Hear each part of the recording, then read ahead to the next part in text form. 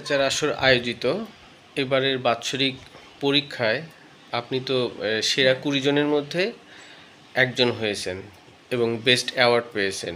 তো সেই জন্য আপনার মতামত বা আপনার চিন্তা ভাবনা বা আপনার কেমন লাগছে সেই সম্বন্ধে যদি একটু বলেন।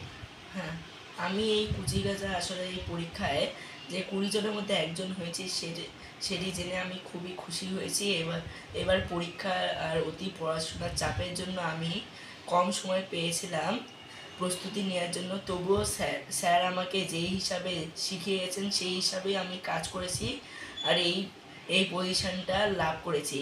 তাই আমি খুশি হয়েছি যে আমি এই পরীক্ষায় কিছু মেডেল পেয়েছি। আমার নাম রিতম বসাক, আমি ক্লাস 7-এ পড়ি। আমি সেন্ট পল স্কুলের একজন ছাত্র। আমার বাবা আমার মায়ের নাম বিপাশা কুণ্ডু এবং বাবার নাম সুব্রত বসাক।